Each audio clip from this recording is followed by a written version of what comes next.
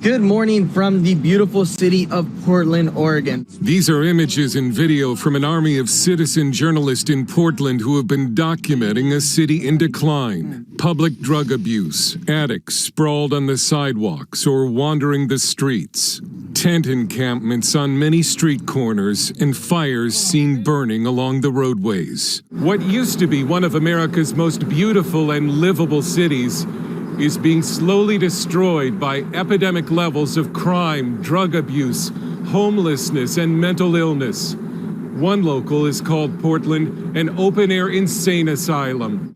We went to one of Portland's many tent encampments with drug and alcohol counselor Kevin Dahlgren, who's trying to help the city's addicts. Many of the tents you see here are supplied by Multnomah County. Dahlgren believes at least some officials are okay with what's happened to the city. How could they not be okay with it for as long as this has gone on, right? Every day we walk past these camps, we see people languishing and dying on the streets. That is not okay. Every year we say this is a state of emergency, right? But who here is treating it like a true state of emergency? Dahlgren says activists actually put up empty tents to attract more tents. That is a common practice, to erect tents to invite homeless to be homeless, right? And that makes our job now 10 times harder. They will just erect the tents in hopes that a person will find the tent and move inside. During our time with Dahlgren, he met one homeless man who said he was given a bus ticket to Portland by the city of Billings, Montana. Portland has become a mecca for addicts and drug dealers who have migrated here from across the country to take advantage of weak drug laws.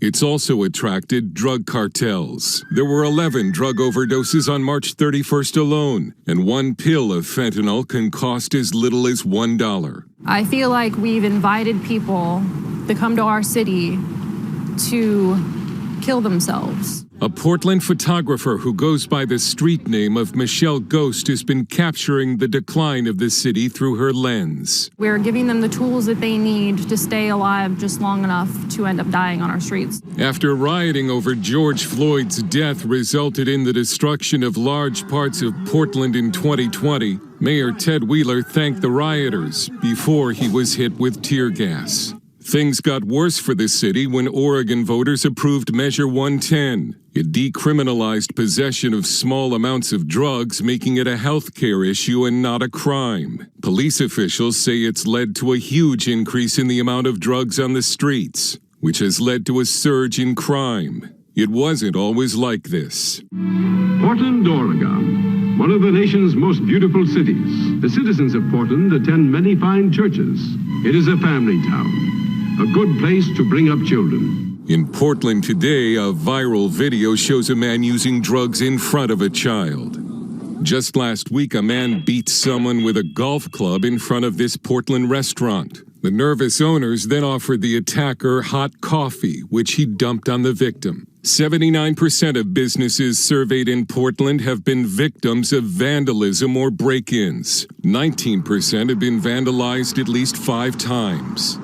Our business has been vandalized over half a dozen times. We've had 5 burglaries in our business. We've had over $100,000 worth of impact. Walmart and Cracker Barrel are part of a wave of businesses that have fled the city. More than 2,600 downtown businesses have left. I'm very frustrated with what's going on. Tech company owner Gabe Johnson is also looking to relocate. By us continuing to keep our business in the Multnomah County and the Portland city limits, we are giving money to the problem.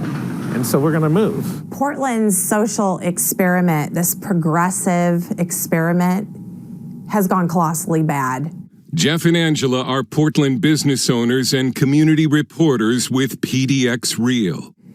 I can't stress it enough. It has impacted everything from our banks are being broken into, ATMs are being stolen. We have people that are just going to work, walking in their neighborhood, being assaulted. It's like it's in some sort of like controlled demolition, really. And when I say that, it's because a lot of this stuff comes from policy. Lax laws against car theft have made stealing cars a growth industry in Portland. 1 out of every 2 police stops in the city involves a stolen car. We went to one of Portland's former CHOP sites with Nick Haas, the founder of Guardians Theft Recovery, a community-based group that has helped recover more than 700 stolen vehicles. This is the site of the Midway CHOP operation. The Midway CHOP operated for about 6 to 9 months, and our crew estimates about 250 to 300 stolen vehicles were illegally processed and cut up into pieces at this site. And they knew that there was basically catch and release. If you got caught with a stolen vehicle, you're going to get booked, you're going to get held for about 48 hours, you're going to get put back out on the street. So it kind of became like a candy land for them. Critics call Portland the poster child for what happens when progressive policy goes too far. Portland officials are now conducting tent sweeps to clean up the city, and some believe Portland may be turning the corner. But drug abuse, homelessness, and crime remain high.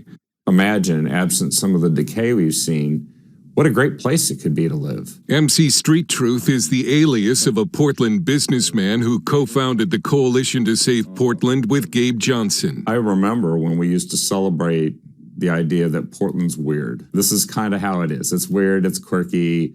It's not funny anymore. We'd like to go back to where Portland was just weird.